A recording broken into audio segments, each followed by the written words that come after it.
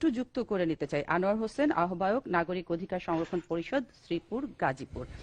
কেন যুক্ত করে নিচ্ছি সেটি যদি একটু বলে নেই যে আমরা যেটি প্রথমেই বলছিলাম, শ্রীপুর পৌরসভার বছরের পর বছর বর্জ্য ফেলছে ঢাকা ময়মনসিংহ মহাসড়কের পাশে শ্রীপুর পৌরসভার যে প্রবেশদ্বার আছে সেখানে, এবং জনদুর্ভোগ সৃষ্টি হয়েছে সেই কারণে। সেই বিষয়গুলো নিয়ে কথা বলার জন্য যুক্ত করে নিচ্ছি। জনাব আনোয়ার হোসেন, আপনাকে স্বাগত এই সময় অনুষ্ঠানে। আপনি শুনতে পাচ্ছেন আশা করছি আমাকে? আসসালামু আলাইকুম। ওয়ালাইকুম সালাম। জি, যে বিষয়টি আসলে বলছিলাম যে এই যে শ্রীপুর পৌরসভা বছরের পর বছর বর্জ্য ফেলছে, এটি কেন আসলে? আসলে আপনাকে প্রথমে কৃতজ্ঞতা জানিয়ে নিই বিটিভির এই সময় প্রোগ্রামের সকলকে আমাকে শ্রীপুরবাসীর পক্ষে কথা বলার সুযোগ দেওয়ার জন্য, এবং শ্রীপুরবাসী তথা গাজীপুরবাসীর পক্ষ থেকে মাননীয় প্রধানমন্ত্রীকে অভিনন্দন জানাতে চাই আজকে করোনা ভাইরাসের ভ্যাকসিনেশনের সফল উদ্বোধনের জন্য।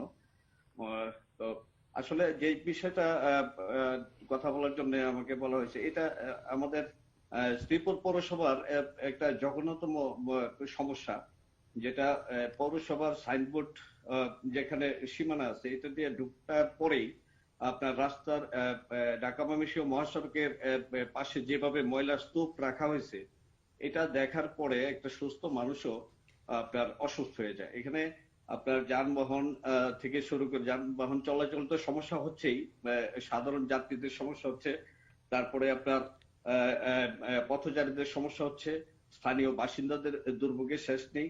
তারপরে আপনার এই আবর্জনা গড়গড়িয়া বাজারে যে খাল আছে, খালের পানির প্রবাহকে একদম আপনার প্রবাহ বাধাগ্রস্ত হচ্ছে, এবং এই বিষাক্ত পানি বর্ষাকালে যখন এই আবর্জনার মধ্যে বৃষ্টি পড়ে, এই বিষাক্ত পানি আপনার একদম স্থানীয় বাসিন্দাদের তো বটেই, এত বিষাক্ত পানি এখানে আপনার দেখবেন খালের মাছ, ব্যাঙ কোনো কিছু এখানে বাইচা নেই, মানে এমন একটা জঘন্য অবস্থা দাঁড়াইছে। তো এটা নিয়ে আমরা শ্রীপুর নাগরিক অধিকার সংরক্ষণ পরিষদের পক্ষ থেকে বারবার কথা বলে এসেছি, আপনার পৌর কর্তৃপক্ষকে এই বিষয়টা অবহিত করেছি।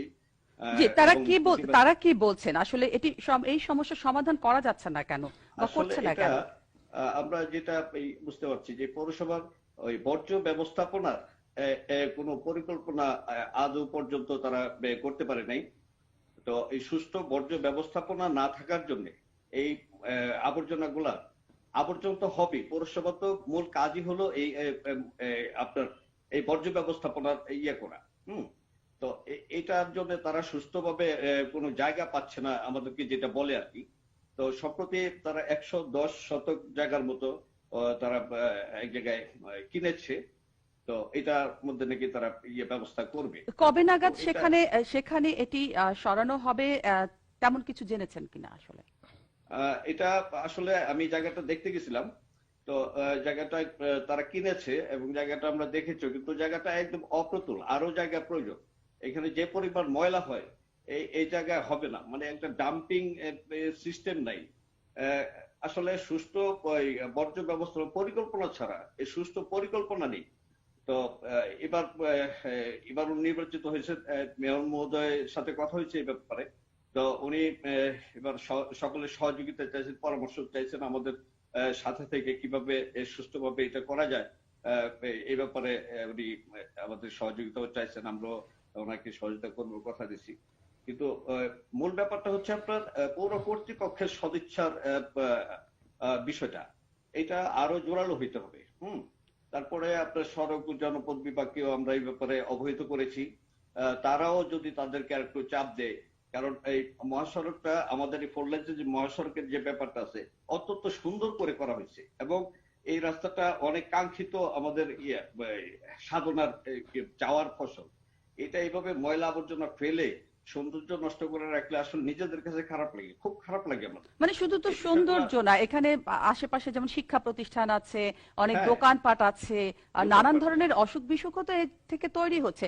আসবো আপনার কাছে একটু যদি জেনে নি, ডাক্তার প্রদীপ কুমার।